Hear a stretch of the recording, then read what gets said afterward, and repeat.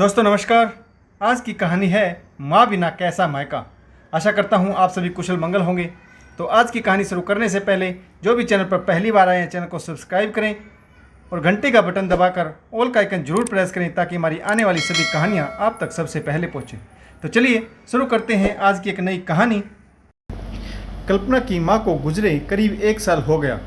माँ के देहांत के बाद पीहर जाने का ज़्यादा मौका ही नहीं मिला। जब कल्पना की माँ जीवित थी तब किसी न किसी बहाने अपनी बेटी को बुलाती रहती थी। उसकी शादी तो झांसी में हुई थी, परंतु पति की नौकरी के कारण वह जालंधर में रह रही थी। कल्पना का मायका भी इसी शहर जालंधर में है। मायका इसी शहर में होने के कारण वह महीने 2 महीने में मायके जाती रहती थी। कल्पना की माँ भी उसे बुलाने के नए नए बहाने खोजती रहती थी। कभी किसी का जन्मदिन तो कभी एनिवर्सरी या फिर कोई भी छोटा मोटा प्रोग्राम हो, कल्पना की माँ अपनी बेटी को बच्चों और दामाद के साथ जरूर इनवाइट करती थी। कल्पना भी जब अपने मायके जाती थी तो रसोई में अपनी भाभी के साथ काम में हाथ बटाती थी। मायके की रसोई से कल्पना का बहुत लगाव था। जितने हक से कल्पना की माँ उसे बुलाती थी, उतने ही हक से वह यह सोच कर जाती थी कि अभी तो उसकी माँ जिंदा है। जब घर माँ का है तो रसोई भी माँ की है। शादी के इतनी सालों बाद भी मायके की रसोई में कल्पना को काम करना उतना ही अच्छा लगता था जितना वह शादी से पहले करती थी। वह मायके जाती तो कुछ देर बैठकर चाय नाश्ता करके और माँ और भाभी का हाथ बटाने रसोई में पहुंच जाती। उसे इस काम में कभी कोई झिझक महसूस नहीं होती थी, परंतु माँ के गुजरने के बाद तो जैसे मायके से नाता ही टूट गया। इस 1 साल में ही कितना कुछ बदल गया। कल्पना की बेटी पीहू की शादी हो चुकी थी और भाभी की लड़की रितु का विवाह भी पिछले महीने ही संपन्न हुआ। तब कल्पना सिर्फ 2 दिन के लिए ही शादी समारोह में शामिल होने के लिए पहुंची थी और अगले ही दिन विदा होकर अपने घर आ गई थी। अब मायके में पहले जैसा अपनापन नहीं था। एक दिन कल्पना की भाभी का फोन आया। उन्होंने कहा, दीदी 5 दिन बाद रक्षाबंधन का त्यौहार है, आप जरूर आना। मैंने पीहू को भी जमाईसा के साथ बुलाया है। कल्पना ने कहा, बढ़िया किया भाभी, आपने ऋतु को भी जमाईसा के साथ इनवाइट कर दिया होगा ना। शादी के बाद मैं अपनी भतीजी और जमाईसा से पहली बार मिलूंगी, बहुत अच्छा लगेगा। सब एक साथ मिलकर रक्षाबंधन का त्यौहार मनाएंगे। कल्पना की भाभी ने कहा, हाँ उन्हें भी बुलाया है। कल्पना ने कहा, ठीक है भाभी, मैं सुबह ही आ जाऊंगी, आपको रसोई में हाथ भी बटा दूंगी। कल्पना की भाभी बोली, नहीं जीजी, मैंने रसोइयों को बुला लिया है, लंच का प्रोग्राम है, आप लोग भी समय पर आ जाना। कल्पना खुश हो गई। भाभी ने उसकी बेटी पीहू को इनवाइट किया था, यह उसके लिए बहुत खुशी की बात थी। वह मन ही मन सोचने लगी कि मैं तो यूं ही मन में न जाने क्या क्या सोच कर बैठी थी। भाभी कितनी अच्छी है, उन्होंने मेरे साथ साथ मेरी बेटी और दामाद को भी अपने घर रक्षाबंधन के त्यौहार पर इनवाइट किया है। कल्पना सोचने लगी, उम्र चाहे कितनी भी गुजर जाए, चाहे बेटियां बूढ़ी हो जाएं, परंतु पीहर के आए बुलावे से हमेशा ही चहक उठती। कल्पना की भाभी ने तो माँ के गुजरने के बाद पहली बार उसे बुलाया था। यह उसके लिए प्रसन्नता का विषय था, क्योंकि अब वह माँ का घर नहीं था जहाँ पर बिना बुलाए ही भी वह पहुँच जाती थी। अब वह घर भाभी का है। जाना तभी अच्छा लगता है जब भाभी बुलाए। कल्पना ने अपनी बेटी पीहू से बात कर ली और उन्हें भी पहले दिन अपने घर बुला लिया ताकि सब मिलकर भैया भाभी के घर जाएं। कल्पना ने 2 लिफाफे लिए जिनमें भतीजी और जमाईसा के लिए शगुन के पैसे थे। वे दोनों लिफाफे अपने पर्स में रख लिए। सोचा पहली बार भतीजी और उसके पति से मिलेगी तो उनको शगुन देना भी बनता है। कल्पना रक्षाबंधन के दिन तय समय पर अपने पति, बेटी और दामाद के साथ मायके पहुंच गई। हमेशा की तरह चाय नाश्ता लेने के बाद कल्पना रसोई में अपनी भाभी का हाथ बटाने के लिए चली गई, परंतु अब रसोई का सामान अपनी जगह बदल चुका था। कल्पना स्टील का नया डिनर सेट, जिसमें उसकी माँ हमेशा ही उसके पति को भोजन कराती थी, ढूंढने लगी। तब भाभी ने पीछे से आकर कहा, क्या ढूंढ रही हो दीदी? कल्पना बोली, भाभी मैं सोच रही थी कि स्टील का नया डिनर सेट निकाल लेते हैं ताकि सबको खाना परोसा जा सके। भाभी बोली, नहीं दीदी, डिनर सेट की क्या ज़रूरत है, वह तो मैंने स्टोर रूम में रखवा दिया है। रसोई में बहुत भीड़ हो गई थी। बहुत सारे एक्स्ट्रा बर्तन थे जो मैंने स्टोर रूम में रखवा दिए। आप फिक्र मत करिए, मैंने बाजार से पत्तल और कार्बन के गिलास मंगवा दिए हैं।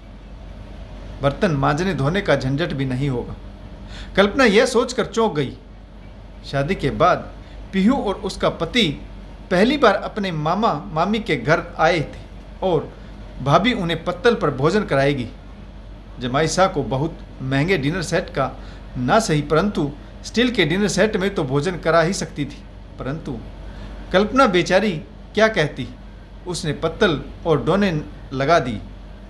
कल्पना की माँ अपने दामाद और बेटी को जब खाने पर बुलाती थी तो खाने में कम से कम 4 सब्जियां, रायता, मिठाई, दही, अचार, तरह तरह के पकवान से थाली सजा देती थी। आज खाने में सिर्फ 2 सब्जियां, पूरी के साथ एक मिठाई थी। यह देखकर कल्पना अचंभित रह गई। वह जानती थी कि कल्पना के पति तो कोई विशेष आपत्ति जाहिर नहीं करेंगे, परंतु बेटी और दामाद तो पहली बार आए हैं। उनकी तो अच्छी खातिरदारी करनी ही चाहिए थी। माँ होती तो आज अपनी नातिन और नए दामाद को देखकर फूली नहीं समाती, खाने में 56 भोग बना देती, परंतु कल्पना चुप रही। भाभी की बेटी और दामाद अभी तक नहीं आए थे। कल्पना ने पूछा, भाभी, रीतू और जमाई सा कब तक आएंगे? हम सब साथ मिलकर भोजन कर लेते। भाभी ने जरा संकुचाते हुए कहा, दीदी, उन्हें तो दिन में कोई काम आ गया, वह आज रात को आएंगे। आप लोग खाना खा लीजिए, खाना लग चुका है। भाभी ने केवल जरूरी मान सम्मान दिखाते हुए सभी को भोजन करा दिया और फिर कल्पना के पति और जमाईसा को टीका करके विदा कर दी। बेमन से बेटी और दामाद को शुगन के लिफाफे भी पकड़ा दिए। सालों से जो अपनेपन की महक मायके से आती थी वह आज गायब थी। कल्पना का मन बड़ा बेचैन हो रहा था। कल्पना शाम को अपने घर आई तो अपना पर्स देखने लगी। तभी उसने पर्स में रखे लिफाफे को देखा तो वह अपने पति से कहने लगी, एक बार भैया भाभी के घर चलिए, मैं तो अपनी भतीजी और उनके पति के लिए शगुन के लिफाफे देना ही भूल गई। चलिए अभी दे आते हैं। कल्पना के पति ने कहा, तुम कैसी बातें कर रही हो? उन्होंने तुम्हें दिन के खाने पर बुलाया था, अब बिन बुलाए रात के समय जाना ठीक नहीं। शगुन के लिफाफे ही तो हैं, फिर कभी मिलो तो दे देना। कल्पना ने कहा, नहीं नहीं, आज त्योहार है, भाभी क्या सोचेगी? उन्होंने तो मेरी बेटी और दामाद को शगुन के पैसे पकड़ा दिए और मैं शगुन देने में मुंह छुपा गई। शायद अभी उनके जमाई और बेटी घर पर ही होंगे। थोड़ा सा समय ही तो लगेगा, आप मुझे मेरे मायके ले चलिए। कल्पना के हट करने पर आखिर उसका पति उसके पीहर ले जाने के लिए राजी हो गया, परंतु उसने साफ कह दिया कि वह अंदर नहीं जाएगा। तुम अंदर जाकर लिफाफे दे आना, मैं बाहर ही खड़ा रहूँगा। कल्पना अपने पति के साथ जब अपने भाई भाभी के घर पहुंची तो घर का मेन दरवाज़ा खुला था।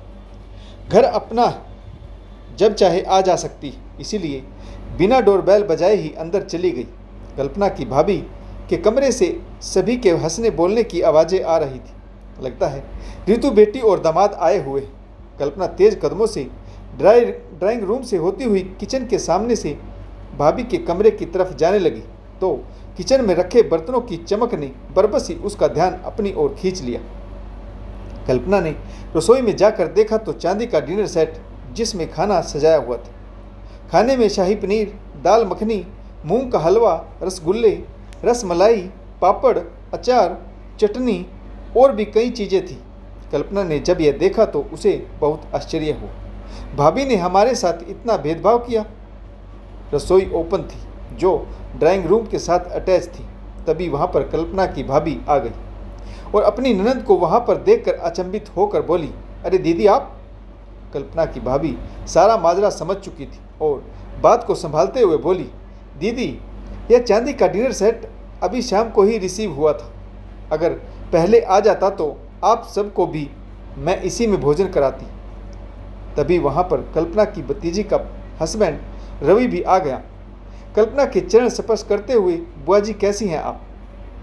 मम्मी ने बताया कि आप लोग दिन में ही रक्षाबंधन का त्यौहार मनाकर चले गए।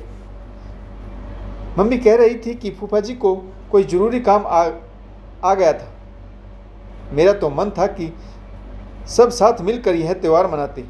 मैं भी अपनी साली साहिबा और उसके हस्बैंड से मिल लेता। कल्पना सारा माजरा समझ चुकी थी।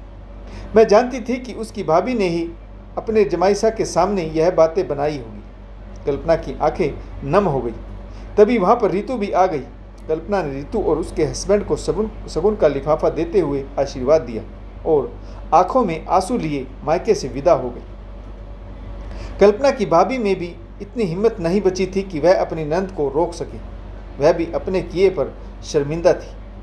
कल्पना भगवान का शुक्रिया अदा कर रही थी कि उसने समय रहते मायके की पहचान करा दी, वरना वह मायके के झूठे मोह में फंसी रहती।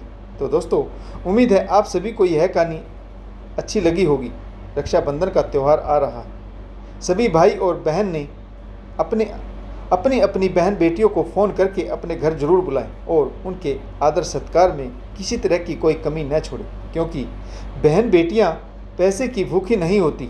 वह तो आप सबको बेशकीमती दुआएं देने आती है। तो आशा करता हूँ आपको यह कहानी ज़रूर पसंद आई होगी। अगर आपको हमारी कहानियाँ अच्छी लगे तो लाइक, शेयर और कमेंट्स करना बिल्कुल ना भूलें, ताकि हमारा हौसला बढ़ता रहे। तो कहानी पढ़ने के लिए आप सभी का बहुत बहुत धन्यवाद। जय हिंद, वंदे मातरम, भारत माता की जय। जय जवान और जय किसान।